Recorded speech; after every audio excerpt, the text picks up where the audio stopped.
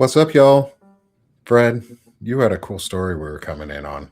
Yeah. No, I like the little super guy, in the Thanks. corner with the Thanks. intelligent masculinity. It's like, Yeah. and he's up and there he is again. I love Yeah, it. he's staying up in the top corner and he moves around a little bit too. I love that. He's just like, yeah. It's happy masculinity. I What's up, know, y'all? right? Like I'm pumped. No, Dude, what a fucking I weekend. was on a business trip in Orlando. I went to Sinflow, Central Florida, film festival. Oh, We got an awesome. invite. Yeah, I got an invite and I actually got to present the award for best horror short. It was pretty dope, Oh, that's cool as shit. and I was like, all right, I'm taking the weekend off, like I'm unplugging. I'll come back and my phone started blowing up, and like folks were sending me the video, and I got hit up by Christopher Goldsmith, and I mean I was literally in Mount Dora, Florida. And I was like, well, I have a phone. I'm not going to be anywhere near a computer for hours. I think I got to make something for this guy. Like as soon as they said, um, As soon as pretty they much, asked, yeah. As soon as they asked and they told me he's an ICU nurse, I was just like, at the yeah, VA, I was like, man, you're kidding me. Because you and I, yeah, but we have like if you've been to the VA, like you've dealt with the nursing staff, and out of all the things the VA puts you through, the like nurses are good. from the administrative side, which is just paperwork and filings and rejection of claims and all this, the nursing staff doesn't act that way. No. Like they treat veterans with a lot of respect. Yeah. And so They when it was actually like, care. yeah, they do. And I was like, all right, well, I guess I'm going in this parking lot and making a video, and doing what I can. Yeah. And I was talking to a buddy of mine who, my business partner, he's former Philadelphia SWAT, and we were talking about this. And, I said, these freaking ICE guys are a bunch of cowboys. And he said, no, no, no, no. He says, I've worked with cowboys, actual operators. I was an operator. I worked with guys who were hard drinking, taking doors, like, busted marriages, like sleeping around with all kinds of women, all that. I mean, real cowboys. And he's like, they would never, ever do this. These guys are cowards. Yeah, They're they hide behind cowards. masks. Yeah. What the guy had his cell phone in his left hand up, and they took the weapon away, and then Yeah. they shot him, and now they're saying they didn't even put him in the position to render CPR because they're not trained, and then what, they're counting the bullet holes like they're playing Call of Duty. Yeah. Get out of here, Go, man. like that Call of Duty statement too. That happened. I don't know if you saw that video. There's like a No. short clip where it was some dude was like, it's kind of like Call of Duty, fun, isn't it? And it's like, bro, these are real lives and real people. You are fucking hurting. And Alex That Preddy was fucking executed for he saved someone else's life. He gave his life to save somebody else's life, and he didn't mean to, but he gave his life doing exactly what he did, which was helping people while he was and I mean, alive. you look at the Like, video, man, and a lot of people have pointed this out, and you know this, man, from the training you've gone through and I've gone through is, you've heard the phrase, in a stressful situation, you fall back on your highest level of training, right? yeah, If it's which nothing, means they then have zero fucking training. yeah, if it's nothing, you're gonna panic. You look at how Alex Preety handled himself. His concern was with the woman he was trying to help, Yeah, as they were beating the hell out of him and ultimately snatched his life away. yeah, And it had me reflecting, like, because one of the things in Stoicism, and you read about it, I think it's from Seneca, and we've heard this, right? I mean, you train with like military bearing or, this and that. And it's just like, under those moments of stress or where you have something to lose, maybe not your life, but something else, is like, are your principles going to hold up? Like, how are you going Yeah. to acquit yourself? Yeah. And you know, us veterans, you know, we have, you go through this, man, you have a different way of looking at the world. It's like, it's tragic and horrible how when and where and how Alex Preedy met fate, but how he met it, there's no shame in that. I No. mean, he stuck to his principles to the very end, Mm-hmm. and he lived a life in service to others. It's like, you want to talk about intelligent masculinity, like, Yeah. that's the bar. Yep. Not those Us. not those cowards wearing masks and with the gun and everything else. Like the guy who is an ICU nurse and was protecting a woman until they snatched him. You know, they took his life. Mm-hmm. 10, Like, 10 fucking shots. You that's not defaulting on training. That's defaulting to video game setting. yeah, that's it. That's, You know, 10 fucking shots is unloaded. They unloaded a clip. You yeah. in real training, you're shot to double tap, maybe 3 times at most, like 2 to 3 times. Once you get past that, they start asking a lot of questions. You Well, and start, I mean, like that's in why the military, you go to UCMJ. Like if you shoot somebody too many times, boom, you are under investigation for a war crime.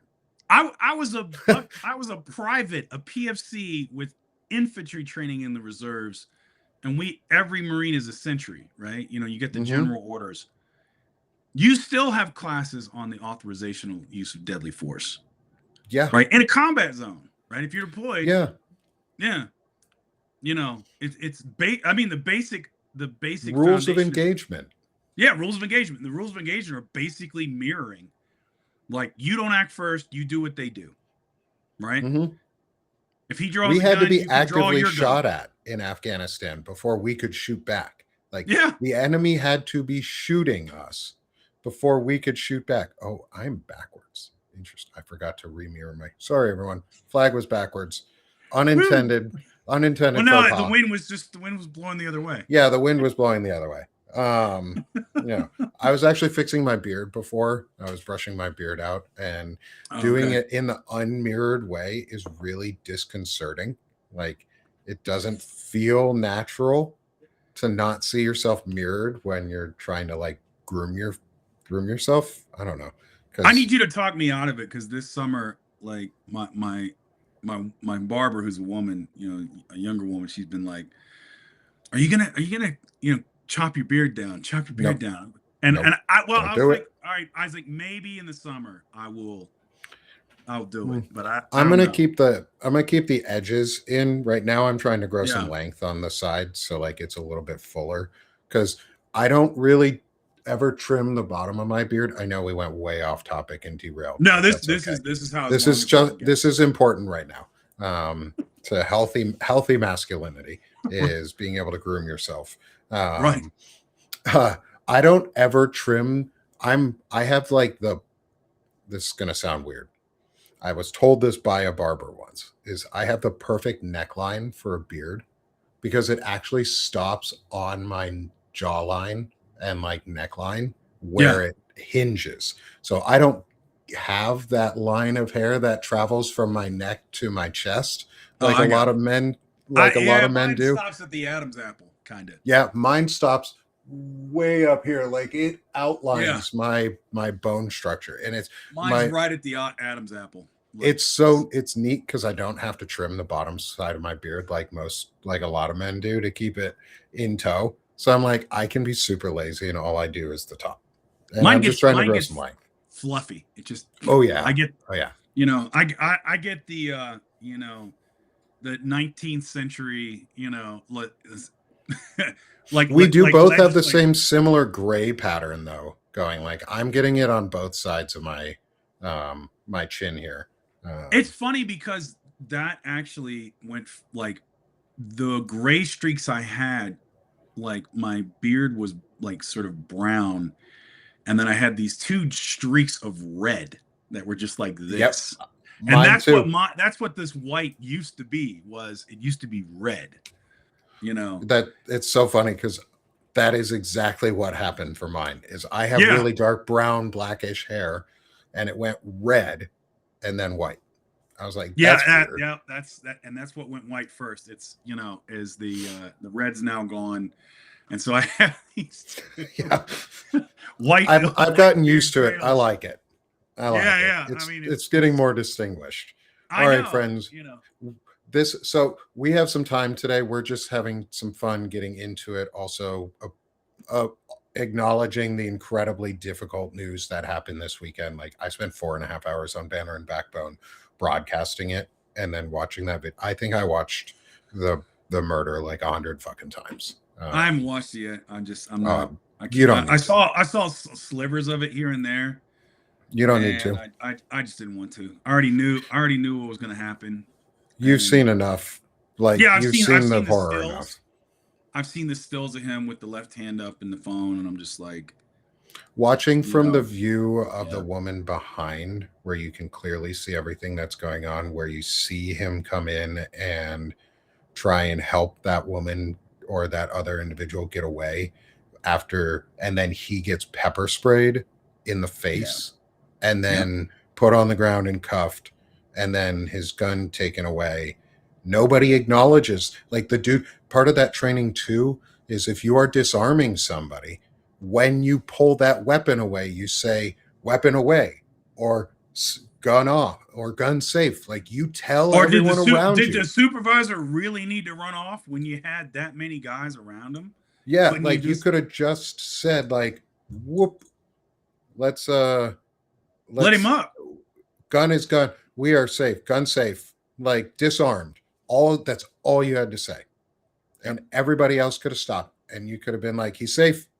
It's over. Yeah, because you know what they did? They sent him to 47 days at the target range, Yeah. and Fucking maybe some 47 CQB, bullshit. and some because again we've gotten to this place in masculinity where it's just oh, if I have the power to do something, I should do it. There's no concept of restraint. There's no concept of kindness or gentleness, like none of that, right? Restraint's not even a word, because we've gotten to a place in this culture where we're like weak men are the ones that are leading, like influencing other men to be weak. Mm-hmm.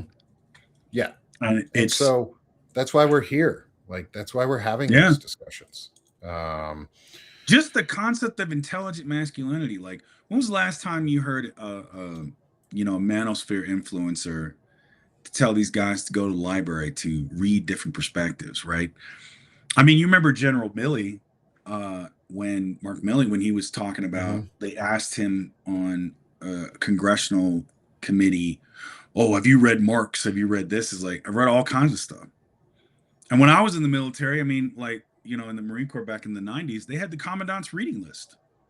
I read like where the commandant of the Marine Corps says every Marine should read these books. And Mm-hmm. some was sci-fi, it was just literature that he was just like, Yeah. you should read this. I Yeah. read Rifleman Dodd.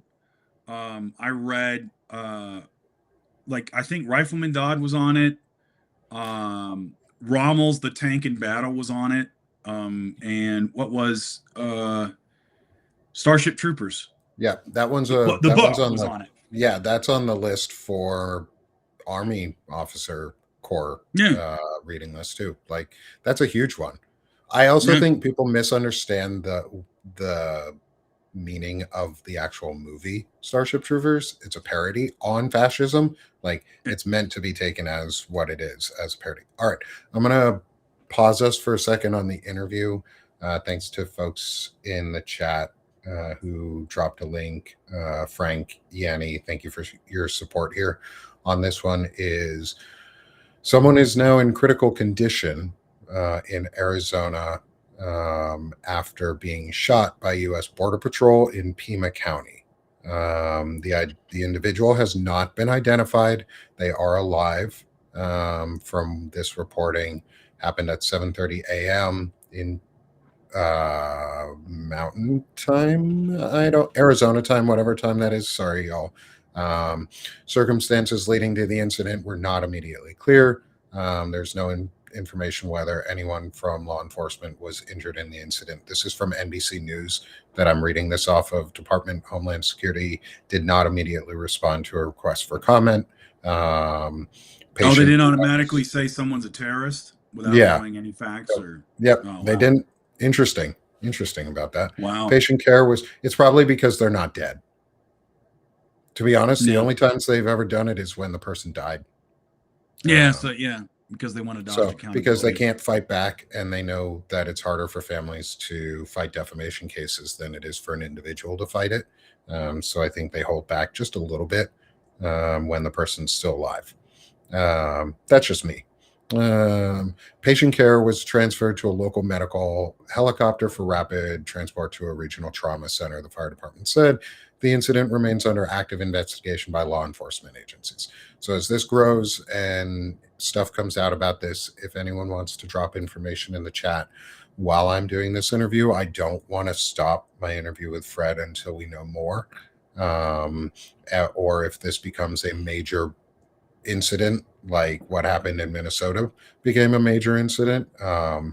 Yeah, If there's more about it, please send links. Let me know. I do want to make sure we talk about things like this, especially any shooting is important at this point. Any attack, any incident of violence is important because yeah, it's weak masculinity. It's masculinity behind a mask. It's fragile. It's hidden. And I think this conversation is now more important than ever. These types of yeah, conversations are more important than they were a week ago.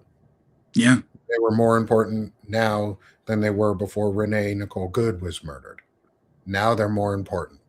Now they're even more important because these people are getting away with doing acts of incredible violence without any accountability and out without any consequence to their actions or their values. And that's a huge issue.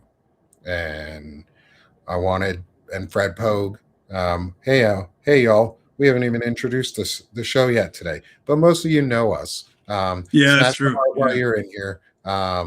Help us yeah, get some more folks into the chat because I think this is going to be a wonderful and interesting discussion. I know there's a lot of other things going on, but intelligent masculinity is a huge issue right now, and I'd call it an issue because men are in crisis of our own making, and it's yeah. on us to solve it. Not anybody Right. else. It's on us to solve it. And Fred Poag is someone that I got introduced to. So I'm Nick Paro, host of the Sick of This Shit publications and the Sick of This Show. This is the Intelligent Masculinity series. I'm joined by my good friend and colleague and intelligent male and original Wizard Council member, and just someone I found here on Substack naturally Yeah. through Melissa Corrigan and Dana Dubois and Lawrence Winterman. We got introduced, and you you have added to my life in a good Oh, way. thanks, man. Your Same. presence has added to my life, and I'm really glad you're here with me. And I'd love for you. I know most people know you, um, but for those who don't, and just for posterity's sake, can you introduce yourself for everyone, just a little bit on who you are, and Yeah. then we're just going to keep talking because it's going to be a great discussion. I've got some questions for you. We've got some great folks in the chat. What's up, Evan Fields? Go follow Evan Fields. He helped inspire this series with his article on the scholar warrior mentality. And I think it's really awesome. And he's become a good friend too. So go follow my buddy Evan Fields and subscribe to both me and Fred Poag. Fred, introduce yourself, dude. Hi, what's going on, everybody? I'm Frederic Poag. So I'm I'm 1 year away from 50 years old, which is kind of amazing. I Mm-hmm. just had a birthday. I just turned 49. I was a former Marine reservist. I was in the infantry.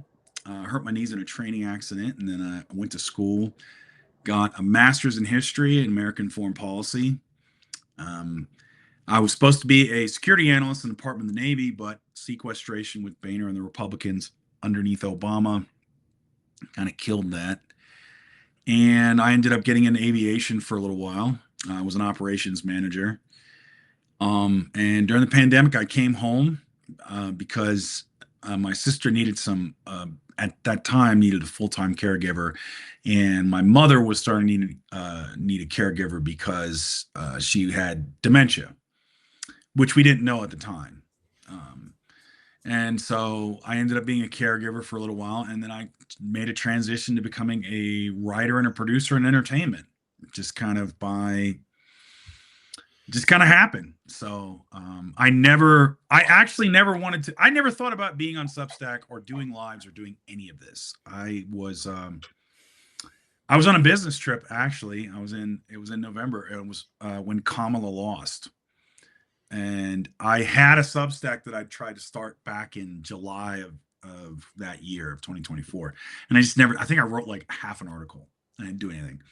And it sat there for like 6 months or whatever, until November. And I remember this just sense of just disappointment and just these horrible feelings I needed to get out. And so I wrote my first piece and I was like, well, I'm just going to write for myself. Nobody's going to read it. And I just kept putting it out. Yeah. That's what I thought. I was like, well, I'm just going to write for myself and just whatever I want to write about, I'm just going to put it out. And that's how Missives from Middle-Aged Man came to be. And I did my first live because I was pissed at Chuck Schumer.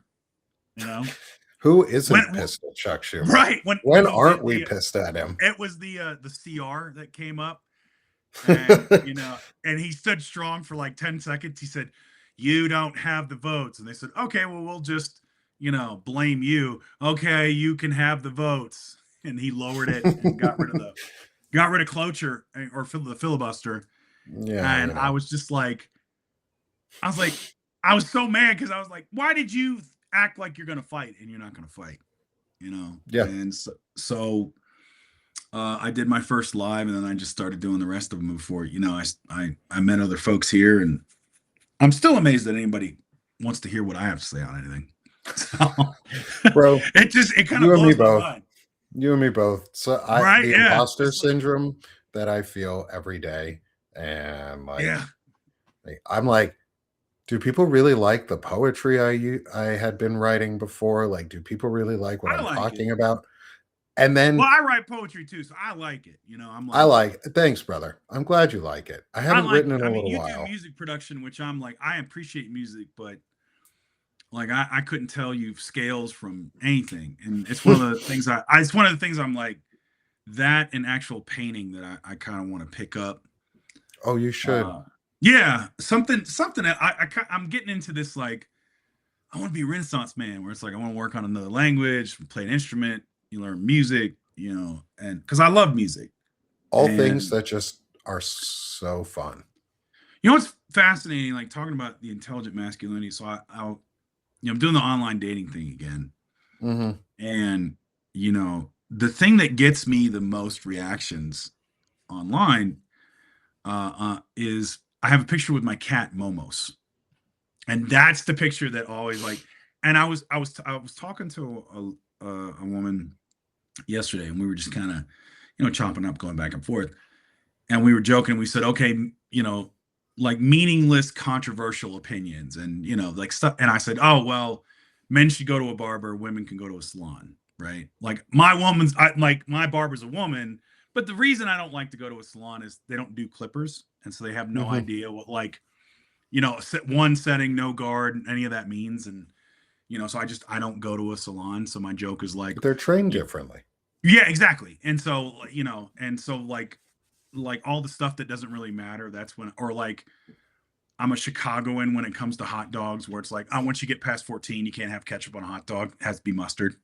Little dumb stuff like that, which I don't take seriously. But here's the point I'm getting to is like, she said, what's a serious controversial opinion you have, right? Mm-hmm. And I said, well, it's stuff that shouldn't be controversial, but is in our society, like things like I don't believe in gendered work, right? I don't believe in women's work, man's work. There's just work, right? I believe in equality of like sexes and non-binary. Like I think people, LGBTQ, whoever, should be able to, have space and live the life that they do. Like, and I just kind of went down the list. It's like, and she's like, well, none of these are controversial. I was like, actually, sadly enough, they are, and they should Yeah. be, you know, like things of like, like is a femme, like, a supposed femboy or get, is that, or, and they say, oh, I, you know, consider myself a man. Is that masculinity? And I'm like, yeah, I'm not a gatekeeper to masculinity. There's my kind of masculinity, Yeah. but it's not exclusionary. There's all different kinds. And I actually like that because, it expands the notion of what of masculinity is. But again, that's considered woke and controversial and blah blah blah. And Yeah. it's like, it's not. No, It's it's freedom. not. Like, Yeah, isn't that what we're supposed to be all about? Freedom, yeah, it's right? isn't like basic dignity an easy Yeah, thing? Like I get basic dignity. Shouldn't other people? yeah, Like Lawrence Winterman has told us before, and we used to talk about is like if you're gay, you have to come out all the time. Like you don't just come out once. You come out every day because people ask you about it and people question you and people don't give you space. Like no. nobody comes up to you and goes, "Oh, are you straight? Oh, that's weird. What is this? What is this heteronormative Oh man, you don't look relationship you're in? straight. You don't look straight. You look gay No. as shit." Yeah, it's Start like, you doing look. that to people, and I bet you they'll stop questioning gay people, Or they'll and be they'll really be upset because or they'll, they'll be really upset at you. yeah, they'll take it as an insult, which it's absolutely not. Like, and that's why I Yeah. always Oh, kind of that's joke. not natural. Oh, that's Right.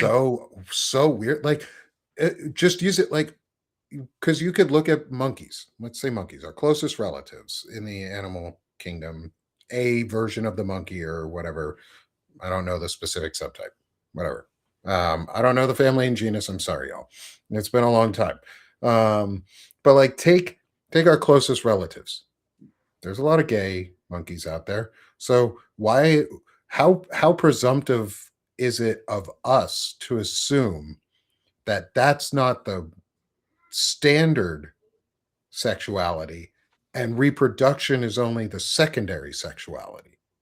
Like Yeah. who's to say that gay isn't the primary sexuality and you only are straight or are only attracted to those of the on a biologically other side of the gender spectrum because or physiologically or whatever on the other side of the gender spectrum than you only because you want to reproduce or you find that person in your spectrum of origin. But I like we could turn it around on them. Turnaround's fair play, um For as me, they it's like, say. why do you care? Like, I mean, Yeah, even why do you let's just fucking say, care? yeah, even if it wasn't, baked in genetically, right? Like you were born a certain way or whatever. Why do you care? What's it hurting you, right? It's eagle jizz. It is. Like, why do you care? Like, and but beyond that, do you really think that, you know, people would go through all the transphobia if they really didn't feel that way? I mean, there might be one person out of all the trans people in the world that's like, no, man, I really feel like the gender I was born in, but I'm still gonna go through this because of blah blah blah, right? Yeah. And all the oppression, all the, stigma, all that, you know. So for me, I'm like, man, if you feel like there's so many people in this world that don't feel strongly about anything and just kind of move through it. It's like if they feel that strongly about it, I'm like, man, go ahead. Mm, You're not hurting me. yeah. That's the Whatever, biggest man. that's the biggest problem with masculinity these days, man, is like there's not there men are not taught to be comfortable in what they're trying to do. They're taught to oppress everyone else to try to make their insecurity and their weakness palatable to them. Instead Hmm. of saying, bro, why are you getting butt hurt by an intelligent woman? Hmm. Are you afraid you're not intelligent enough? There's a cure Yeah. for that. Go get intelligent. Yeah. You know? Good good segue into I got some questions for Fred today. Oh, Fred's going to answer I some of didn't my study questions. teach. He didn't I didn't. study up, so this is going to be fun.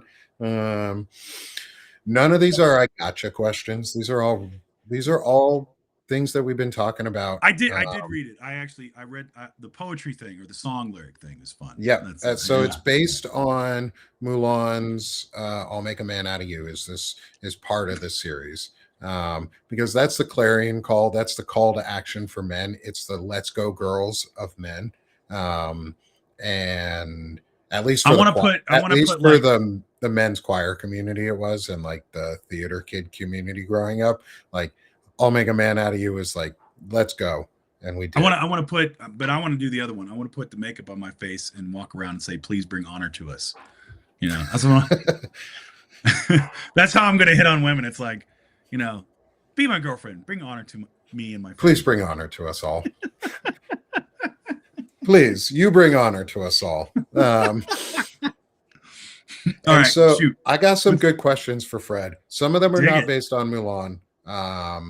Others are. And we're just going to have a good discussion. Fred, are Yeah. you hard stop at the top of the hour, or do you have a little No, bit no, no. extra We can time? go. We're Okay. good. We're good. So we're going to go for a little while, y'all. Let's have some fun. Let's get into intelligent masculinity and some of the really fun things we're going to be talking about at the end are more whimsical on Mulan. But let's first get into it. This first question is actually a two-parter. I did Okay. not write the second part down because it's more of a trick question, more of a trick to see what happens in the first part. Okay. Who has been the most influential male figures in your life and why? This can be for a negative or a positive reason. I mean, honestly, like, you know, one of the first is my dad for both good and bad, right? And so you mean your dad's usually your, you know, like at least for me he was, um, you know, the guy who's like the most influential.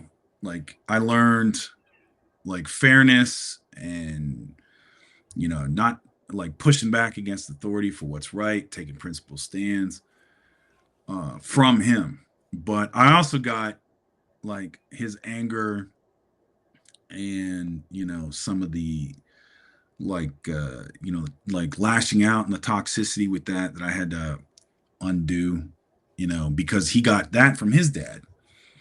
And that was one of the things that helped me unpack that was, you know, he and I got to where we really butted heads when I was a teenager.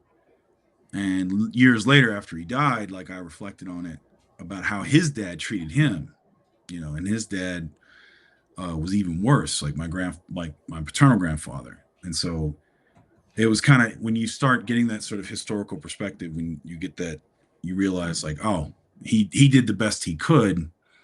It was still messed up in some ways, Mm-hmm. you know, because my dad and I actually got into actual physical fistfights. You know, Never went there with my dad.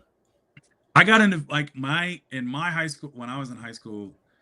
Like I think he threw me out of the house junior and senior year at least 3 times because he got mad at me about something. I back talked and, you know, so he tossed me out of the house and, you know, and I That couldn't seems like come. an unnatural consequence to a problem. Yeah, We that was believe in that. natural consequences. That feels unnatural.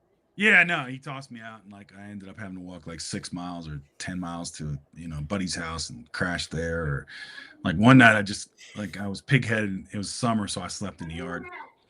You know, like I just curled up under a tree. I just went under a tree. You know, Camping, and I guess. yeah, and then we got in a fist fight. You know, it wasn't like real intense. It was just what the Southerners call tussling. You know, like you know, you're not really throwing blows to harm. You're just throwing blows to throw blows. You know, see tussling, but I mean that's kind of when it started, and I think it was just sort of like, you know, there was that respect and fear, which I think was like that's one of the things that you gotta unplug from toxic masculinity is you can have respect without fear. You know, you don't need the fear part. In fact, the fear part is detrimental to it.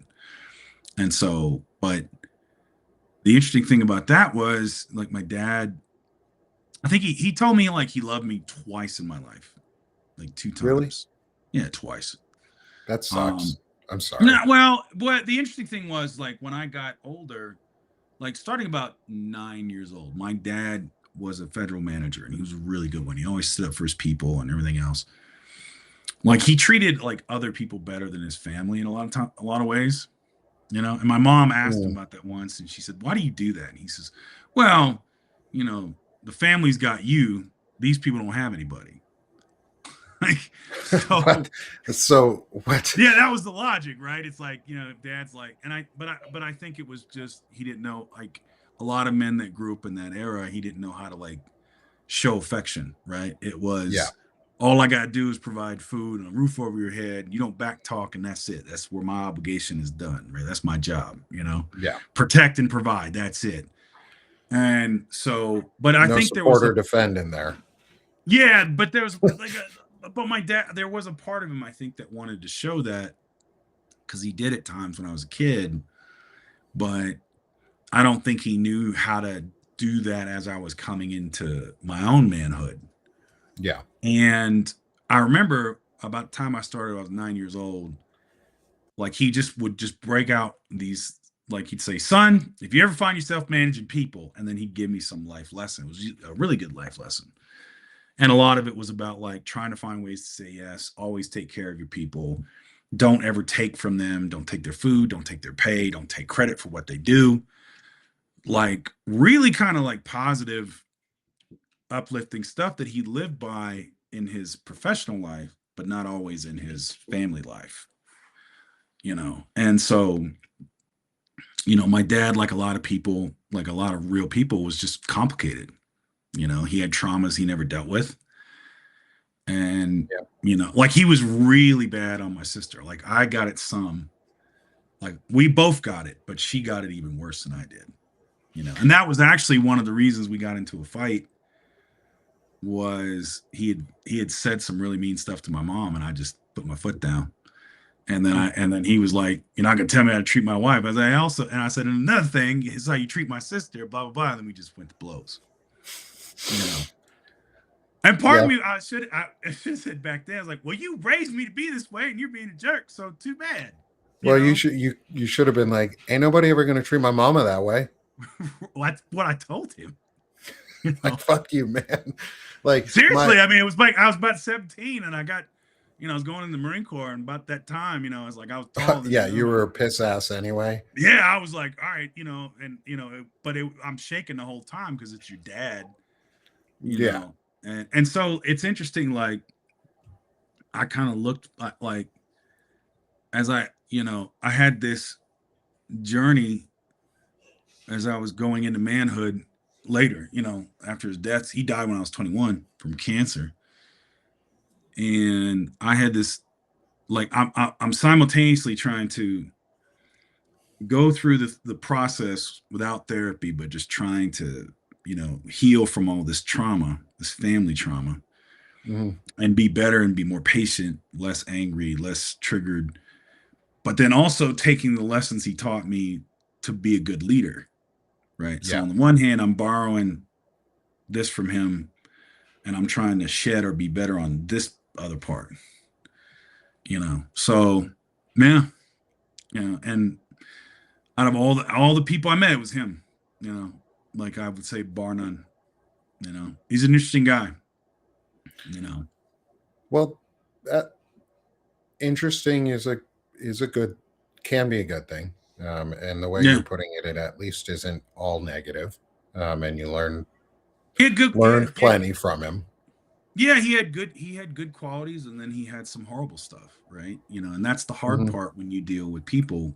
You know, Are you is the oldest or oldest. Yeah, okay? Yeah.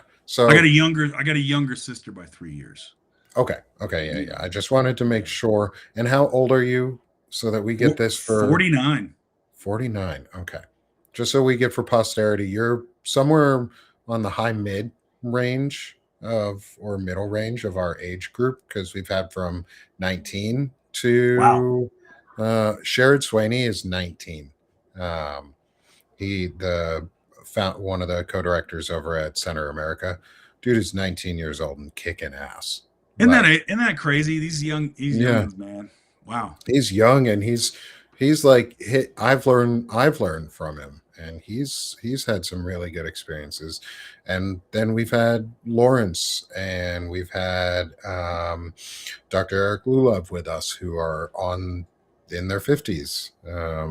Like we're having a breadth of community. Evan's roughly my age, in his 30s, late 30s. Like the whole group is like spread, and it's cool to see how we've aged into it differently, but how our experiences all follow like a similar like themology Yeah, of yeah. that. I also think you being the oldest on your side, I'm the youngest of three, but my Oh, okay. oldest brother is 14 years older, 14, 15 years older than Wow. I am. And so he had a very different dad experience than I did. And Yeah. we have a very different relationship as adults too, than with our dad than each other. Like my friendship with I have a friendship with my dad, whereas my brother and my dad are more, they're very Yeah. similar to each other, so they butt heads a lot. And I love you dad, and I love you brother. I won't out your names, um, but y'all butt heads too. Like Yeah.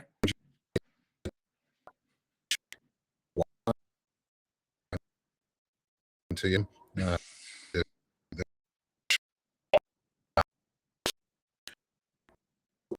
what building of this, because but I digress.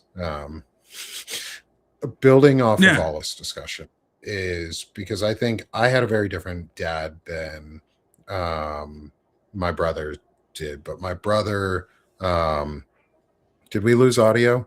um No, you're back. You were going through a little bit of. Can you hear me? oh, did I do blah blah blah blah, blah for a little Yeah, bit? yeah. It kind of was just, but we got Oh through it. yeah, I got kids. It's snow days, so kids are playing Minecraft on the realm. We have a Minecraft realm that I've had forever. Um, and I've been playing Minecraft since it came out, and my kids and my friends' kids find that crazy, and I remind them that I'm older than Google, and they're like, "No, you're lying." I'm like, "Yep, I'm older than Google. I'm older than the You. iPhone. Like, we're both older than those like standard devices. But anyway, as we digress. I love telling the youngins about how dating used to be, right? Which is fun. Where it's like, I was like, yeah, man, back in the '90s, you had to figure out where the women were going that day of the week, and then you had to go to that place, right?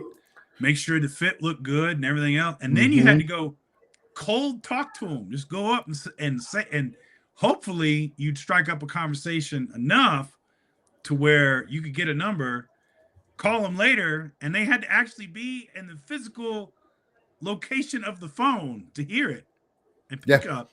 Then you have a conversation on that, and then maybe you'd have, like, you get lucky and you get a date, and then you go from there. or You, like the you fear of calling the landline and having their parents pick up, or having like their dad pick up for the first time, and you're like, oh, this is so awkward. Like, I'm such an excuse me, awkward Mr. Johnson. person. I'm calling for Sarah. Who is this? It's Who Frederic. the What's your last name, son? Poag. Frederick Poag. You know. Are you in her Yeah. grade? Yep. Like, I get it. I've got a daughter. Like, I get it. Yeah. And I remember looking back on it. It's so funny. So growing on our like influential figure in your life, second part of this question, Yeah. because we've also found the importance of not just the male figure or a masculine figure in your life, is who has been the most influential feminine figure in your life. Maybe I'll reframe these questions from male figure and female to who has been the most influential masculine figure, because masculinity doesn't always equate to sexuality. Hmm. And um, and yes, I served in the military. Answer to the question in the chat. Um, is who is the most influential or one of the most influential feminine figures in your life? I mean, like part of it is like obviously my mother's one, like just for I grew up with her and seeing like things she went through.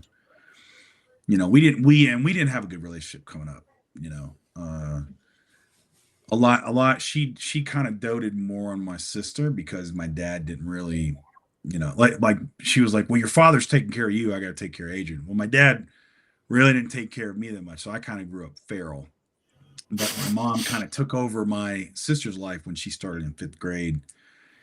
But my mom, like, seeing what she went through, like after my dad's death, having to handle like losing a house, her battling cancer twice, and what her like stuff that went on in her family that was bad, and then ended up with dementias. Like, there's kind of it's always like tough, like but you put perspective into it.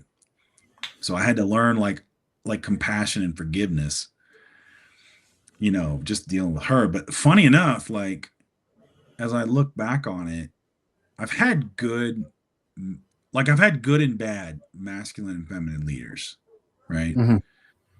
I've had good examples of both, and I've mentors in both, and I've had bad examples in both. Yeah. And but it's funny because like some of the women that I've worked for that were in leadership positions, the like they I think they had in some ways more of like the caring for the folks, and like really kind of taking that I think they like two come to mind that really had a big impact on me and how I kind of approached life, like being a little softer. In fact, one of them, I remember when I first started managing an office in graduate school, and I had the only concept of leadership I had at that point was the military, right? And so I was talking to these Not young, always a great I was talking to these example. young, you know, undergraduates, and here I am in my early 30s, and they're like 19 or 20, and and I'm like very much like, hey, I need you. It's like, hey, I need you to go upstairs. I need you to do this. Whoop. Like it was kind of like that, right? Very Yeah. direct, monotone, and I'm doing it thinking, okay, well, you know, like that's gonna fly, right? Because like, oh well, you can't get mad at me because I'm just flat. I'm not, you know. And I got complaints like they said, yeah, you're really aggressive and you're, just standoffish. And of course, my first reaction was like, what the heck are you talking about? Blah, blah, blah, and my boss, who's a woman, she's like, just be nice. Just, say, hey, how y'all doing? Da, da. I said, I'm not doing that. I refuse to do it. But I actually, so then I was like, oh, And then so you I did it. went, I went in the office and I thought about it. And I came back out. I said, okay, I'll do it. So then I started going, hey guys, I wonder if I can get you help on something, and so I ended up kind of softening it, and that's kind of where I started to learn, how to sort of be what the situation requires you to be. Because that's one of the important things about leadership, right? It's Yeah. the military teaches, because the military puts you in this environment. Everybody's wearing a uniform. There's rank structure. There's this. So most leaders are like one way with everybody, and they say, "What's Yes. egalitarian?" It's like, no, because some people require different things, right? And part of leadership is you want to learn. You have to learn the individual and what they Hmm. require. Some people like that; they want the direct. I need you to do Yeah. this. I need you to go over there. Well, all right, cool. And other people are like, "Hey, man, how you doing?" It's like, Hmm. everything good, brother. It's like, listen, man, I'm gonna need you to do this. I really appreciate it. Like they need that little extra softness, Yeah. or they need written instructions, or some people want 42 steps. Other people just want, man, just tell me what you want me to get done and let me do it. I'll do it. And a lot of that is learning people, and the women that were the leaders that men and women, especially women, I think genuinely cared and learned their people. right? They knew their people, Yeah. you know. And I think when you hear it's like, oh, they're like my kids or they're like my babies, it's like, it's not that they baby them, it's that they knew them like you would know your Yes. kids. And that's what it is. And so I learned that from, I think I learned because I spent more time. I was in fields where I've actually had more women bosses than I've had male bosses, you know. And so, yeah, I think I got that from those women. And the women that weren't good bosses were kind of more masculine. They were more standoffish. They didn't know their people. It was very like, do as I say, like that kind of shit, Hmm. you know. And they mirrored that sort of that kind of toxic masculine energy, Hmm. and they just weren't as successful. Like their peers like that, you know. And you know, I would hear that from my male colleagues. You know, one of the things they tell me was like, "Oh, you got to come in, you got to be tough on these guys, and you got to act like he's like you got to know everything, and you know you can't take any shit, and blah blah blah blah." And it's like I heard that in every station I ever worked in aviation, and it never worked. What always worked was you don't act like you know everything. You try to support and listen to what they need, and you know you have to be, you might have to be firm, but you need to be fair. You can't treat everyone equally, nor should you, but you got to treat everybody fairly. Yeah. That's what it Equity, is. equity in Yeah, a situation. Yeah. Um, yeah. It's like so, some people need extra help, some people don't. You know. so taking all that you've said so far, because that leads into a really probably hopefully a definition in your mind of what it means is what does intelligent masculinity mean to you? Because you've explained a Yeah. lot of the concepts of it, and you've explained a lot of what it isn't in really good ways, telling us what it isn't while giving us an example of what it's for or what it's about. But what does it mean to you? I think. I mean, like masculinity in a lot of ways is really just kind of a lens, right? It's more of a filter because anything I'm about to say, right, is you can apply to women as well. You Yeah. know, because if I go to the Stoics and say, "Oh, it's reason choice," right? You know, it's like, okay, well, why can't women use that? You know, and that I think is one of the kind of struggles is with the differences between masculine and feminine, or even non-binary, and why I think there's hangups about it is because it's like I joke around is like, can men only go to a barber? No. If you want to go to a salon and you want to get a salon cut and you want to get your hair dyed, go for it. Right. Hmm. That doesn't make you less masculine. You know, if you want to have ketchup on your hot dog, man, go for it. Right. That's, you know, that's fine. You know, but what ends up happening with that sort of, for that lens, what is, you get into this like, you know, oh, real man, a man's man chases women and, you know, has sex with a whole bunch of them. It's like, okay, well, no. What about the guy who's a dad who's literally has married a woman? They've been together for 30 years, and that's the only woman he's ever known. You know, biblically. You know, is that he Hmm. less of a man? No. No. You know, it's just a different. You know, so I think what for me masculinity is, and Marcus Aurelius talked about this, is like it's kindness. It's it's sort of gentle. It's gentleness in the sense of like I can do aggression when I need to. You know, I can Hmm. do phys. I like I power lift. I like strength training. I like pushing my body to, you know, the limits of it. I like feeling strong. But again, so do women now. A lot of women are like my age and younger are weight training. Hmm. Does that make them any less feminine? No. You No. know, so I think like what scares a lot of these guys is masculinity is really just a label you put on yourself and you can front load it with whatever you want, and it's not based in oppression, right? The reason they want to go back to the 1950s and put all the women in the houses is because that's based on oppression. It's based on a imbalance of power dynamic. But if you don't have that and you just say, well, masculinity is whatever you want, right?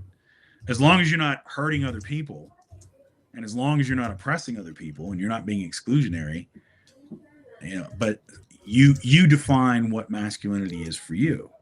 Is it a beard? Is it is it all these, because what is it? Right? Yeah. Is it bedazzling your beard? If you have a beard, is it getting a manicure or pedicure? Is it going to the spa or going to the gym or painting your nails or whatever? Or painting your nails or going into your garage or your workshop and covering yourself in sawdust while doing woodworking? Or is it all? And again, all the things you mentioned, is like, except for maybe bedazzling your beard, women can do that too. They can go to the gym, they can go do woodworking, they can go do this.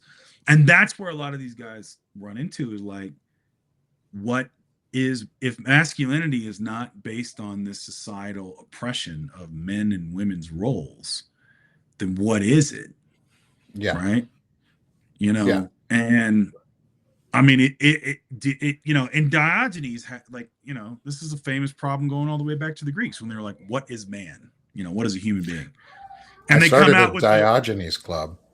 Yeah. And I saw that and I was just like, first of all, I didn't get an invite. You're getting an invite. A little hurt. A philosophy major. Yeah. Well, we didn't name it Diogenes Club until after we started our discussions. Walter suggested that. I saw that and I was like, Diogenes Club. And the worst part is I spelled it wrong the first time. I fucking added an extra S. I love it. And so I've corrected it. So the next show, that's absolutely something like I would do, that we would do. It's just like, it's like Frederic, what is man? You know how many times I pushed out a piece for the title? Something's wrong with the title. Yeah. And you go back like 5 seconds later, you're like, shit, damn, I did that. And it's now in an email and everybody sees this. Right. Yeah. You can't crawl it back. You're just like, I guess I'm going to live with it. Right. But no, I mean, but that's it, is, like for me, masculinity it's still kind of rooted in this basic thing that I was raised, that so many men seem to, like, at least the manosphere, don't need it, is like, you keep your word.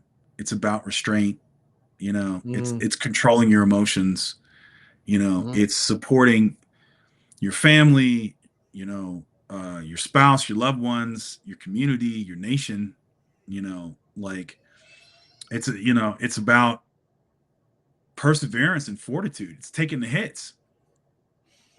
That's so let me give you my definition to add on to yours.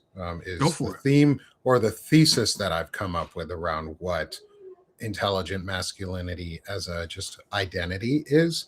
The thing with intelligent masculinity, like Fred said, it's a better peopling skill. It's a better humaning skill. It's not just for men. It's for everyone. It's from anyone in between. And just our friend, the opinionated ogre, is in the chat. He is sarcastic as shit. So just don't take everything he says seriously. He literally has a sock puppet on his hand. Yeah, he is a fucking sock puppet. So don't take him too seriously or literally in some of his comments. We know he's sarcastic as hell. That's as hell, and it's fun. Right? Is like, you look at someone like, opinionated ogre, and I've known him for a long time before Substack. When I would submit pieces to the Daily Banter, and like back when I wrote satire for a little stint, and then I was like, burned out. But no, I mean, he runs a D&D campaign for his daughters, like, and teenage friends, and he's a cool dude. He and I are cat bros, where we're like, we got cats and I'll play a video game, or it's like, you look at how, like, I think he's a stay-at-home dad. And is that like, so, but he comes out isn't that super masculine, like, to be like a caregiver and provide? I was a caregiver to my sister and my mother for 4 years, man. Like, supporting and defending is a huge thing in masculinity. So let me give you my definition as we derail ourselves on ogres very, very real, intelligent masculinity. We actually, Ogre will be on for one of the shows here coming up. So hell yeah. Because that's going to be an awesome discussion. Right. So my broad definition as a for better humaning, but as a man who's specifically trying to fix men right now, because other people are not the problem. Trans people are not the problem.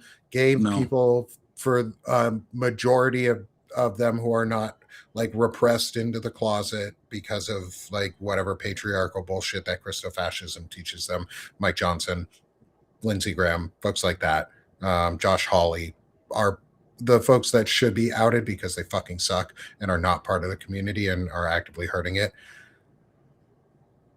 For the majority of the problem, it's men. So I am addressing men, not other genders, not other expressions of sexuality, because you're not the fucking problem here. We are. Yeah. And we need to fix it. And so I appreciate when people come into the comments too and say, like, hey, what about women? Or you could apply this to everyone. And I'm like, yes, you can, but I'm not trying to Yeah, you fix could. it all. You could. But here's our definition. I mean, well, and that's the other thing too, is like this is kind of where I depart, where, you know, it's like, oh, Fred, you could be a feminist. And I'm like, yeah, I mean, I've read feminism. I understand it. I understand it as sort of a political or political and a psychological move, or I'm not psych, but philosophical movement and a political movement. And I understand what they're trying to achieve, but I'm not a feminist. And I don't say that because, you know, I don't support feminism, right? It's the same reason I'm not a Black Panther. I support the Black Panthers, but I'm like, Malcolm X said, the best thing you could do to beat white supremacy is to go into white spaces and tackle white supremacy there. Because you as a white man have access that he doesn't have, right? I'm not a feminist because I'm concerned with healthy masculinity. I'm going to go into masculine spaces and try to get those guys to get rid of toxic masculinity. That's my mission. That's my focus. Doesn't mean that you can't apply what I'm saying to women. If I say something that's intelligent or you like or whatever, man, take it, go for it. But I'm loath to get in to tell women how they need to be and operate in their space.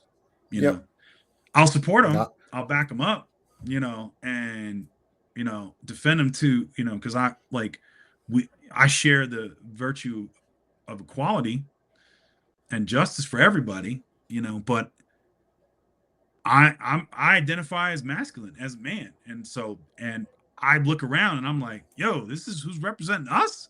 Nah, we can't have that. Yeah. There's plenty of work to do over here. I'm gonna stay over here. Yeah, I'm gonna watch, as the Army taught me, I'm gonna watch my lane and I'm gonna stay in my lane and I'm gonna guard my lane. And that lane is fixing the shitheads on the masculine side. And as Yanni said in the chat, and I'm hoping that's what this becomes in the long run, this series or any of the similar ones that I do on Sick of This Shit publications, is this is the local men's club. This is your virtual men's club. Men, come into the chat, come hang out, like come talk. Like that's what I want. Well, because the reality us to be comfortable.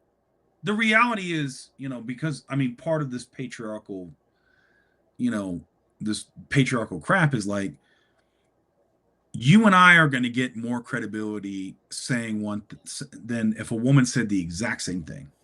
You know, and that's the reality of it.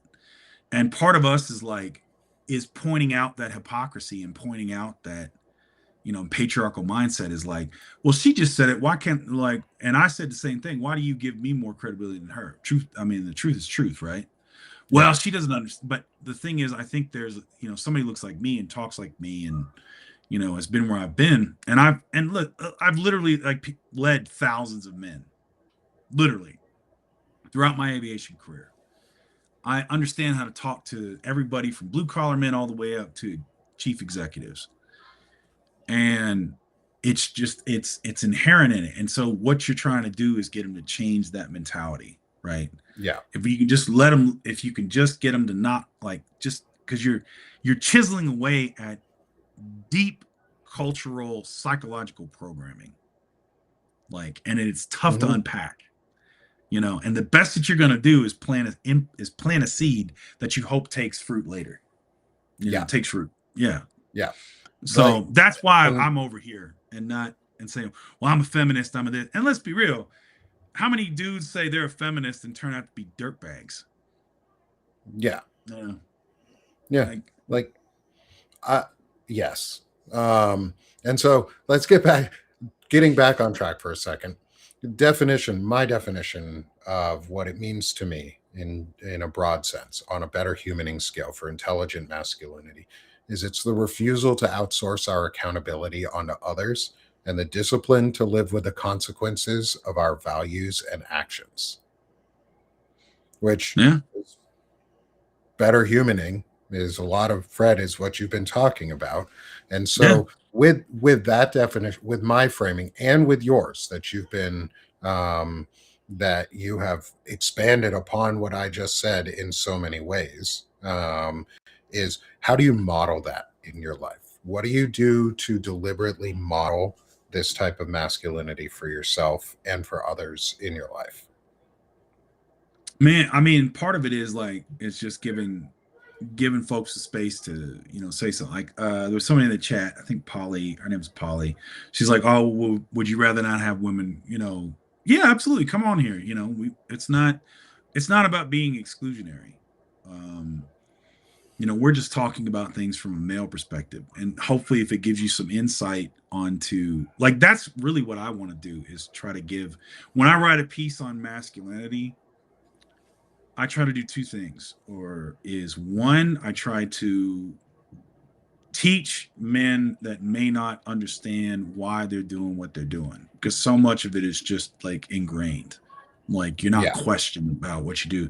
And the other thing is too, is hopefully to give women some like context as to why men do what they do.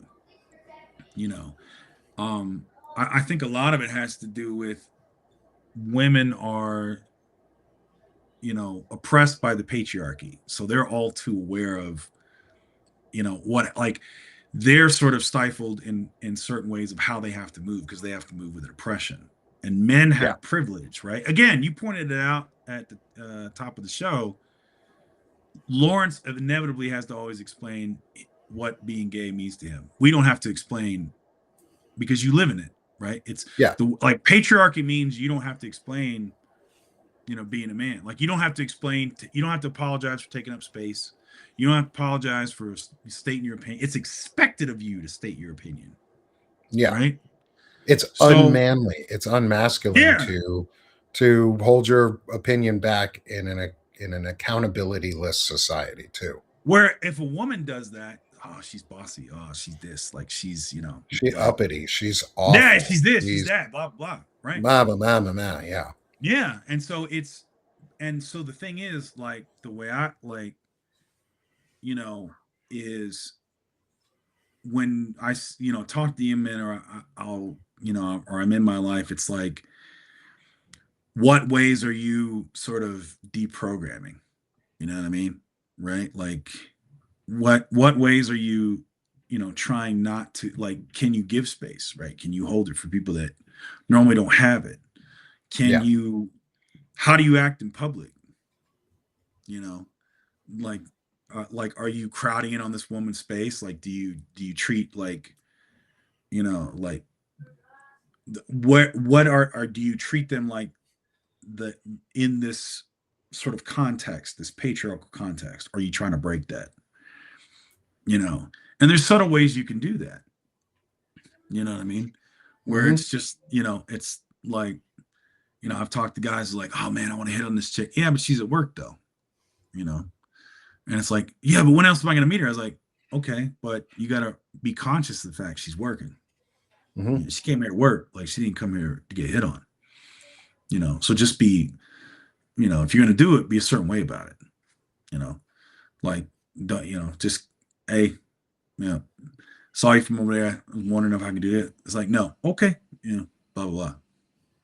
Or Hmm. just, I had a thing, like, I was in a coffee shop the other day. This is like 2 weeks ago, and I got my hair cut. Yeah. And there were two young ladies talking, and one of them, they had the turquoise, which seems to be making a comeback, right? The turquoise and the silver. And my Mhm. mom and dad used to wear those, right? Back in the 70s. And I turned to one lady, and she looked at me. I pointed at her. I said, yeah, I noticed your jewelry. So my mom used to, wear that. It's like, you got me thinking about my mom. So, and they're like, oh, and we had a nice little back and forth. I said, well, I just appreciate you. I just want to say, you know, just, yeah. And they said, okay. And that was it. You know, Mhm. I didn't like crowd the space or whatever. It's just having that sort of interaction, and kind of reading it. Yeah. It's like, okay, this is enough. Like, I can come into this space a little bit. That's enough. And then you Mhm. can come back. And I Yeah. think No, there's I a like that a lot. courtesy to that. Yeah, there's a courtesy to that. There's a, like, where you've got, I think, like, for men, and this is a long way for me to get to this point, is like, you have to be conscious of, when you're in a public space, it's not just there for you, right? Yeah. You don't get to just take a woman's time. You don't get to, you know, just take up space Yeah.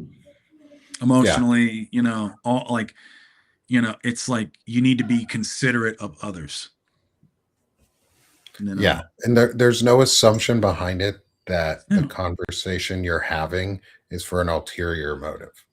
correct. Like, it's just you want to have a conversation. You want to say hi. You want to meet Yeah, someone. Whatever that leads to whatever it is. That converse, but it's not that you're, like Courtney said, not assuming the interaction entitles you to anything further. You're right. not I entitled literally saw to. I saw, two pretty young women talking. I looked at her jewelry, it reminded me of my mom and my dad, and I noticed it, and she made eye contact with me, and I thought, you know what, I just want to tell her that. I was like, Mhm. hey, this made me have it's nice. I had a nice little moment because of what you were wearing. I appreciate it. That was it. Yeah. Yeah. Probably made you probably added to her day. That Um, was the intention. I mean, it was nothing more than that, yeah. and but and I think like for a lot of guys, like, they've lost this moving through society and being courteous. Like, courtesy and that kind of stuff is, and just having those little interactions is really just to try to make, somebody's day a little bit better, like, in your community or whatever you're doing. Like, you hold the door for somebody, and you show some respect, or you have these little friendly banters, and then that's it, you know. And I think, like, men need to stop moving through the world entitled, you know. World Yeah. doesn't know you nothing, you know. It's Yeah. just and that's not to be mean about it. It's just, stop moving through the world entitled. You get that from this patriarchal bullshit mindset that women owe you this. They owe you a smile. They owe you their time. They owe you their emotional labor. They owe you that. No, they don't. They don't. And if you can't hack it on your own, you need to get better. I don't know what else to tell you. You know, Yeah. like Yeah. yeah, this weird notion of like, well, I want a girlfriend so she'd cook. Why can't you cook, man? I could cook.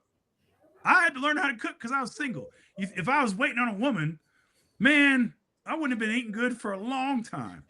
And how pathetic Yeah. is that? You can't cook, you can't clean, you can't do your own laundry. Like, Yeah. that's where the weakness comes in, man. You know? Yeah. Like, you aren't even trying to do the basic necessities for yourself. So You're a grown ass thinking man. on You that. can't even take care of yourself, Yeah. right? Like, so thinking on that, because it's important, at least in my mind, for like how we grow and how we build on this is, how do you self-reflect and self-evaluate, to make sure that you are growing intentionally, and giving yourself space to not hurt yourself when you reflect on things you did wrong, but give yourself correction. How do you give yourself that space with self-reflection and self-evaluation? I think, man, like, it's interesting because, like, for the Stoics, they called it putting the day up for review, right? Seneca wrote in the evening, Epictetus would write in the morning. you know. John Stuart Mill talked about you gain wisdom from perspective and experience, which basically is, reviewing. So, you have an interaction. I think context works well, like say you have an interaction and it doesn't go well, or, or something happens, or you're not your best self, or, and you go, okay, maybe you met somebody out and you tried to talk to, you know, uh, let's say you tried to talk to a woman and you got shot down and you took it as she was rude, right? Yeah. So you were, I'd tell a guy, guys, oh man, because then you get in this, man, all these females, like you start hearing that phrase, right? All these females, blah blah blah. It's like, well, maybe she was having a bad day and it had nothing to do with you, right? You caught her on the wrong day. Or maybe you didn't know how you were presenting, and maybe you were anxious and nervous and you came off a certain way, and like it's nobody's fault. You just have to say, okay, well, what could I have done differently? That's where the ownership and accountability comes in.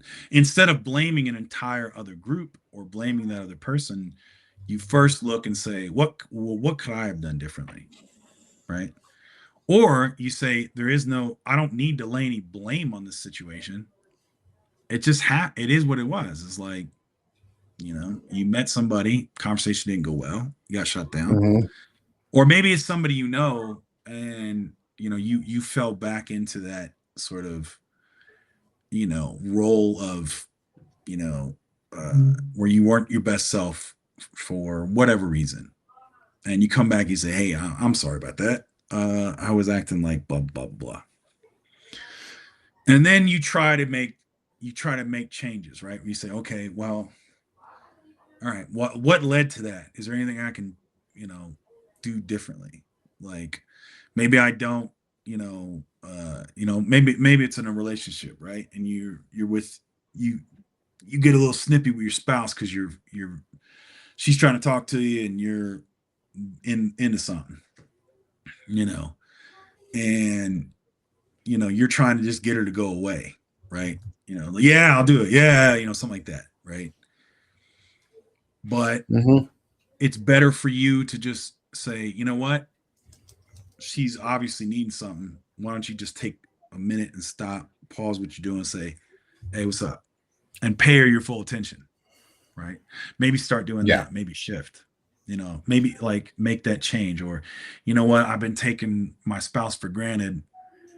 Like, I've left her to do the cooking and the cleaning and the this, it's like, all right, man, I need to step up. I need to do this, Yeah. like some And of this stuff is like feigned helplessness, right? Like I remember this one piece I wrote when I was writing long pieces. Like I remember it was a video and the women had a very different reaction to it than men. And what it was so the wife cooked like 4 things on the stovetop, right? mm-hmm. And she tells the husband, go ahead and put it away. I'm gonna get the kids ready for bed, blah, blah, blah, blah, right? And here come, so what did he do? He took the food that was in the pots, right, and just put it in the fridge. And so the husband's response was, well, she got mad, she didn't tell me exactly what she wanted, and blah blah blah. And I'm like, brother, okay, when has the wife ever done that in the house? Right? Never. Because she always puts it in the containers and then puts that in the fridge. And Mm-hmm. and you know good damn well, I said, man, this guy's full of BS. And I said, because good damn well, the moment you put that in the containers, now you got dishes to clean up. Yeah. You didn't want to clean up the dishes. That's what it was. You didn't want to do that extra work, right? But if you'd actually said, man, I don't want to do this, but I don't want my wife to do it either. So, all right, let me do this. Just let me get it Yeah. done. Yeah. That's and that's the sacrifice, right? Is like, I don't want to do this. I'd rather go play video games. Or I'd rather do this, but I'm gonna do it because my wife told me she needed this by saying, "Hey, can you do this?" Well, go do it. Yeah. You Or know, just because you see it needs to be done. thank Like you. Right? I It needs I to be literally done. before this show literally loaded the dishwasher because it Right. needed to be done. I was like, shit, That's this needs it. to be done. I work from home. My wife doesn't. And so things at home, if it needs to be done, it should probably be my job to do it, right? Like Right. I'm the one here. I should be cleaning it. I should be making sure it's good. So when my wife gets home from work, who is tired, because I understand that experience of being exhausted coming home from work and Right. not really wanting to do anything. Whereas my condition for work right now is less onerous and demanding than hers. I can do physical things at home. I can do cleaning. I can get laundry done. Maybe I don't fold the laundry. Maybe she folds the laundry, but I wash all the laundry and do dishes. Maybe that's what I do and cook more. Like it's Right. easy things because they're just things that I should know how to do anyway. I just need to do it on a larger scale. Like the difference between cooking for one person and cooking for say four people Oh isn't man. that isn't that much. Is you No. just take the same thing you were already going to cook and you And make make more of it. a little bit more of it, and it's probably going to be good if you've been eating it for most of your life and you have decent taste buds and you like things more than salt and pepper. Um, like we got to break that, white people. Like, come on, y'all. That stereotype exists for a reason. And fuck, like, bros. But I Like mean, even but like the gym culture dudes, like, come on, guys. You can eat spices. They don't add calories. they Like, do though. fuck you. That's it. They some of them do. But like, but Some of no, them. man. Okay. It's. But yeah, but no, but it's dude. It's like this, man. It's always the guys. My job is to defend and protect the women and die if necessary. You won't even do dishes, right? So how you gonna talk all this madness of I'm gonna protect and defend and stand up against the but you won't even do dishes. You won't even fold laundry. You won't even change a dirty diaper. How you gonna stand up to these fictitious terrorists that are gonna take your door? Come on, man. Stop it. Right? You Yeah. know. And like Ogre says in the chat, like from my heritage too, like in Jewish and French is, or like Russian and French, and like that side of it is we cook for an army. Like, what the fuck is cooking for one? What the fuck is cooking for two? You either cook for one or you cook for all.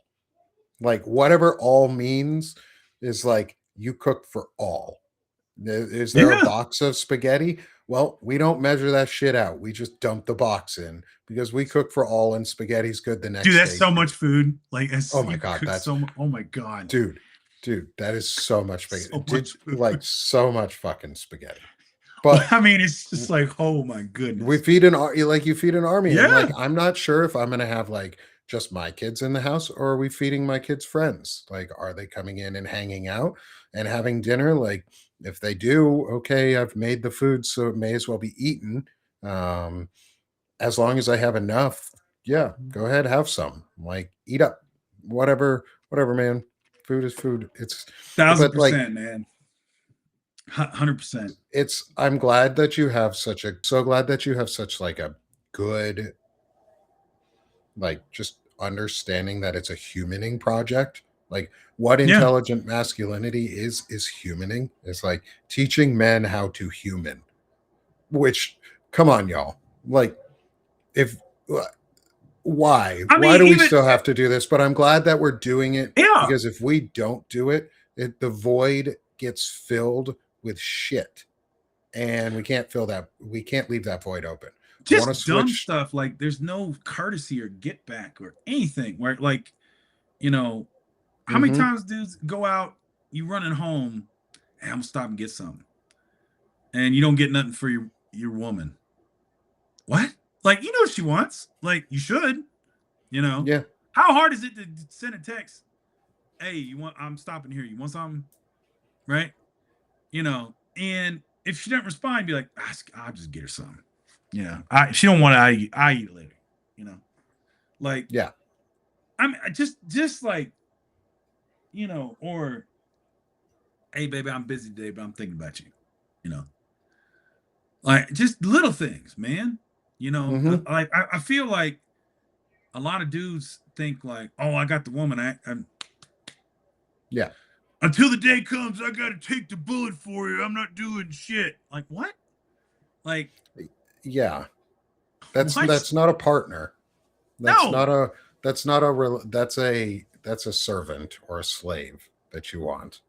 You don't want a Well, I partner. mean, honestly, yeah, Larissa Reinhart, like, she does women in politics, and she broke it down. She's like, so many men are messed up because, they thought they basically just get free domestic labor, and women are like, nah, we're good, you know, like we want a partner, and it's like, gasp, like, bro, my thing to men is like, don't you want a partner, right?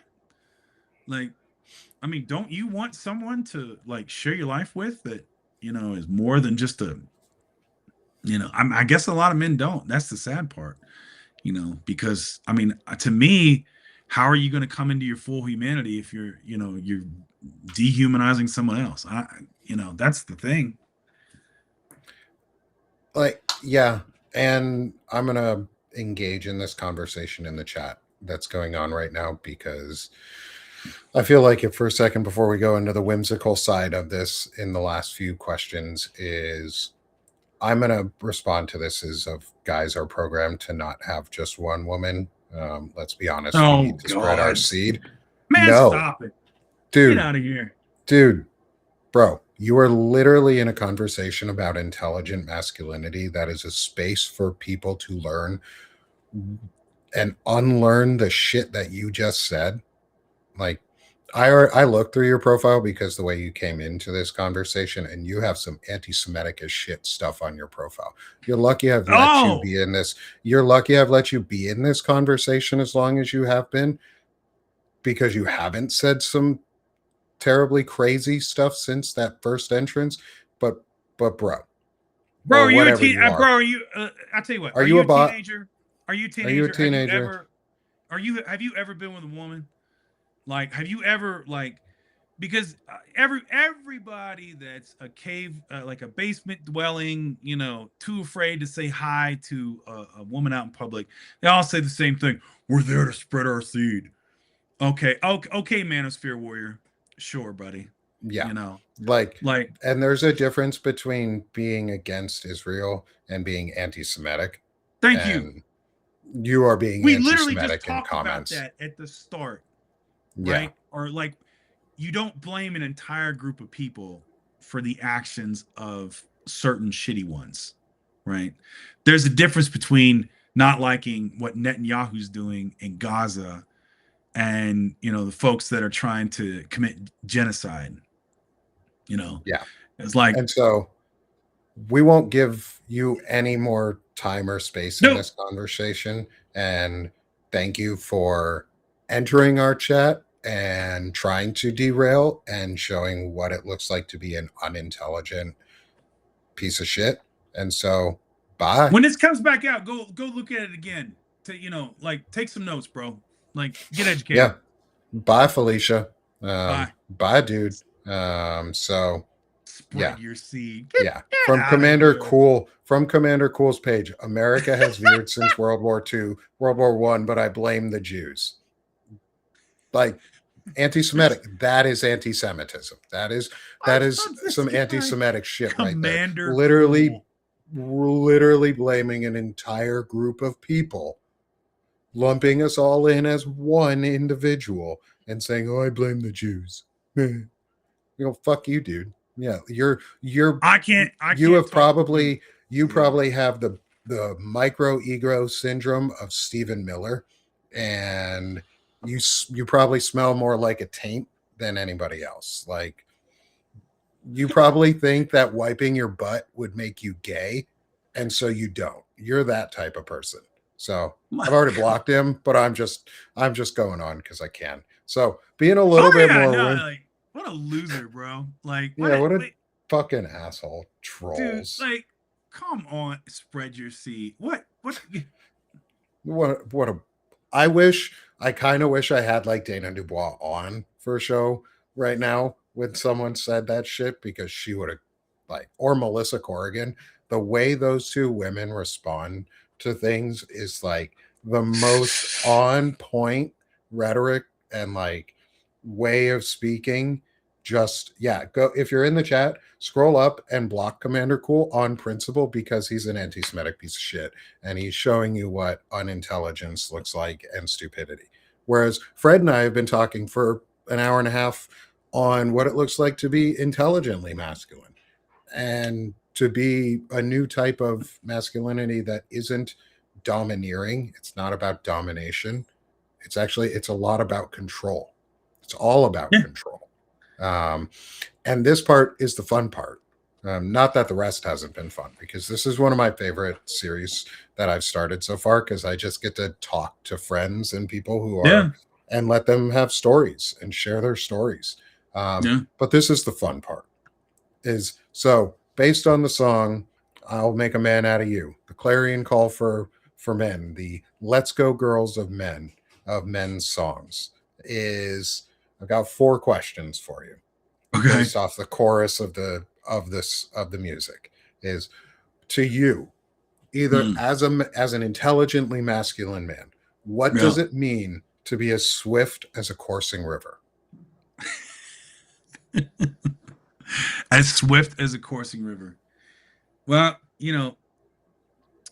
like the interesting thing about like that is like there's the Zen, I always think back to the Zen analogy, right? Mm-hmm. Where for Zen it's you try not to fight the river, right? You just kind of try to steer your way through it, right? You steer your way through the rapids, you steer your way through down the river, right? And the thing about it is, man, is like life is going to continue onward no matter what you do. Like you can't stop life from flowing, you know? And so what you're trying to do is like whether if you when you're in the river and it's swiftly moving, right? And it's coursing, it's going here, is like you try to don't panic, keep going with it, and pilot that boat, your boat, or whatever you're doing the best you can. And Love that's it. what it means. Yeah, that's me. I love it. I like that. Next, how do you embody the force of a great typhoon?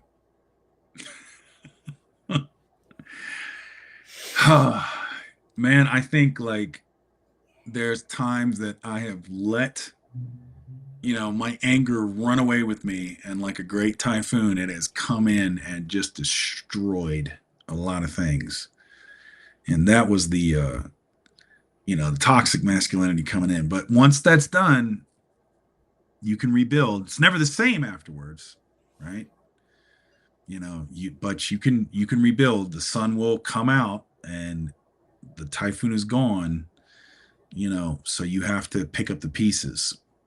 So hopefully, the typhoons are less, maybe you get them down to a nice little squall and you don't do, and it goes out to sea where it doesn't hurt anybody, Yeah. But, Direct yeah. that typhoon.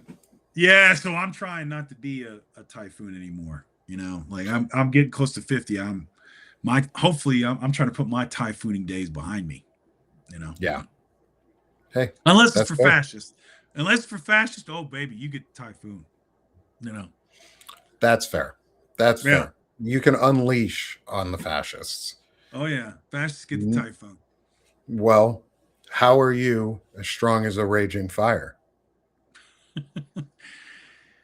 Yeah, like for that, I could go with the same analogy, that I use for typhoon. But there's a great quote from Marcus Aurelius that everything, like when the obstacle becomes the way, everything becomes fuel for the fire. Some paraphrasing, that's something similar to that. Yeah. And so what I try to take in my life is, that a fire provides light, it provides warmth, it and I mean essentially it in some ways it can provide life. If it rages out of control, then you have a problem. It can burn everything out. But if you have it, even if it's raging and it's directed and it's in control, everything that you have becomes fuel for that. And so the thing is, like, take everything you have in your life and direct it toward, put it as fuel for that fire. whether it's bad, whether it's good, whatever happens to you, try to learn from it. You know, try to make it fuel for the fire. I think that's And awesome. and never stop raging. You know, Rage rage against against the machine.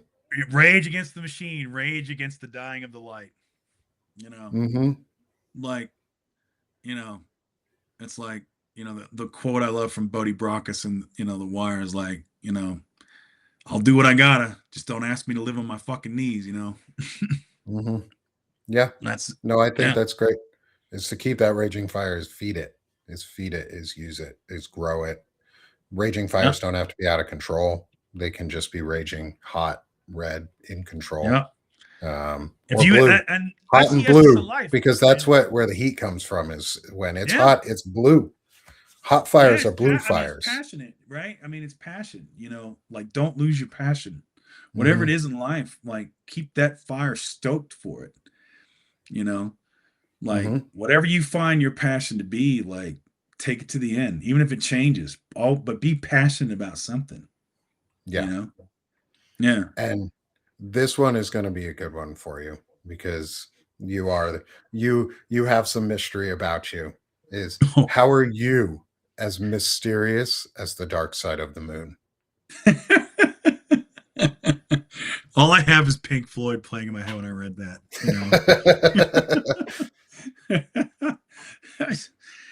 I think like the interesting thing about that is like the dark side of the moon is, if I want to get a little poetic about it, it's like there's always more to somebody than you see, even us, right? I might be able to be as authentic as I can with you, or do as much real talk as I can, Yeah. but there's the it's not necessarily dark, but there's things that you're never going to see and never going to know. And I think if you take that to other people, right? Because often Mhm. when we meet with people, and this is what I was, you tell with men or whatever, is like in your dealings with women or your dealings with other men or dealings with other people, is you say, oh, well, because how many times has somebody said, well, she said this, obviously she must hate me or she must be doing it. And they'll make all these assumptions and extrapolate on this little sliver of it, that they could see. And it's like, well, it could be this, it could be this, it could be this. You know, don't act like you know everything about everybody. Mhm. You know, sometimes, I mean, like, I'm not saying give people, everybody the benefit of the doubt, because, if an ICE agent's coming at me with, that's all I need to know. Yeah. But for somebody else, man, for like, you think maybe they're going through a rough day, or maybe it's this, or maybe it's that, you know, like, so everybody has a side you won't see. They're fighting battles you'll never know. And so treat people with kindness and empathy, because they're going through the same thing. They're dealing with the same stuff you are, which is unseen battles. You know. Mhm. We're more alike than we do different. We Yep. just don't know it because we don't ever talk about those battles that we fight that are all the 100%. same. I think that's a great way to end out the discussion on this. Like that was such a powerful way to close it out on such a cool, like such an just simple question. That's a well, that's the hardest of the questions of the Mulan ones, is what does it mean to be mysterious?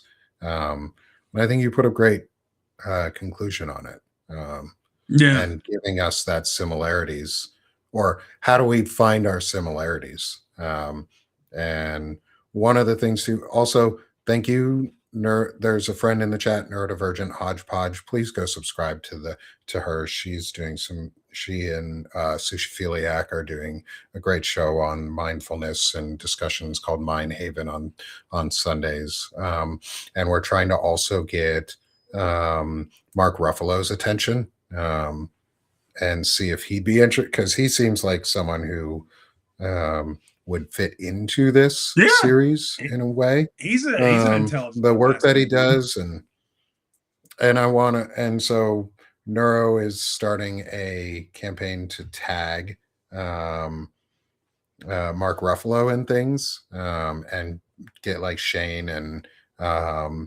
others on and talk to Mark Ruffalo about like support systems and intelligent masculinity. I think that would be freaking cool. Yeah. And support my friend Frederic Poag for everything that you've been doing. But you're also just a good friend. And I've been Yeah. able to learn a lot from you and just around you. And I appreciate all Thanks. that you're doing and the friendship you've Well, you provided, guys are you've doing. given. You guys have been great, man. Like, Banner and Backbone, and Fire you and Shane with Palantir Talk and all the things you guys are doing. Like, man, it's been kind of amazing to watch you guys grow. It's been like an honor. You know, Thanks. like I wax and wane a little bit. I'm trying to, but I mean, just watching you guys stick with it, man. It's been pretty dope. You guys are doing real good. So Thanks. Well, how can yeah, people support you? Because promote yourself. Give you yourself can give you can yourself find the me. benefit, brother. You can find me on Substack at Mrs. from Middle Aged Man. I write, do lives. Best way to support is just check out the newsletter. If you like it, share it. It's free. I made it free. The paid subs is an option. It does help support the work, obviously, but you don't have to. I understand. I wanted to make it free for folks that, times are tough. So Mm-hmm. I want you to be able to, hey, it's like, hey, like and share it. Yep. If Like, that's the share, least you do respect. for me, if that's all you can do, hey, I love it. I'm humbled by that. Yeah. So yeah, I appreciate you, man. thank you, man. And I Same to appreciate. you. Thanks, brother. I appreciate what you guys are doing. What you've done. What you are helping us by, and yourself credit. Um,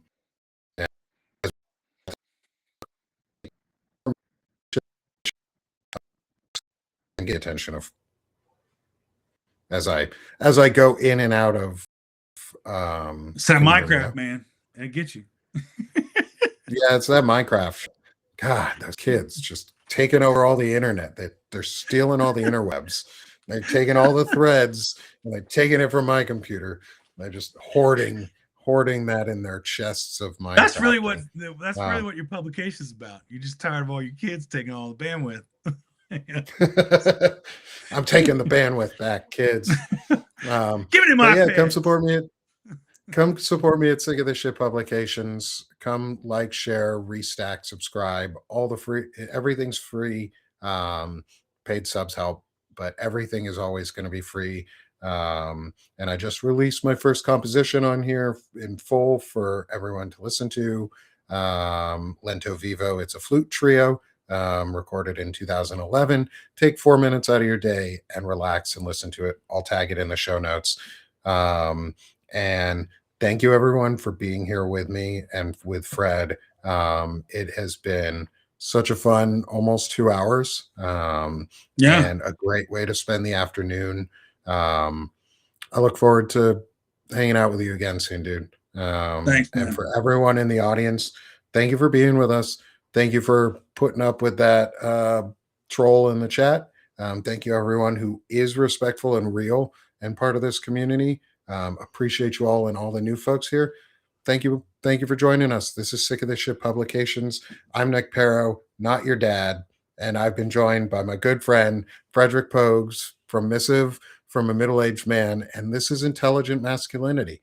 And I will see y'all for another episode of Intelligent Masculinity on Tuesday morning. Thursday morning. Ooh. I've got two back to back on Thursday morning. Oh So wow. it's going to be a great morning. There'll be shorter conversations. I got to keep them to an hour each. There you go. I got to rein myself in. So Well, yeah, thank you, yeah, everyone. that's why you had me today, because it's like we don't rein ourselves. Oh no. That's why I do. Like I know I've picked specific people for Tuesday afternoons because I was like, if I ain't got nothing afterwards, some of these can ramble, and I want ramblers. Like that's where we get fun stories. That's That's where we me. learn a lot. That's me. So Thank you, everyone, for being with us. This has been so much fun, as always. Look for the write up here that's going to be coming out with the show notes. I'll be doing write up on our discussion, and then this will feed into our larger discussion and article series on intelligent masculinity that I'm writing. So look for quotes from Fred and tags from him that are going to be coming up in some near articles I've got. After this week's interviews, I'm going to be adding to the article series so that we've got some more voices. So thanks, y'all. We're done being sick of this shit here, and we're doing this shit. And we're learning Absolutely. intelligent masculinity on the way and better humaning. Thanks, y'all. See you again. Thanks, Fred. Bye-bye.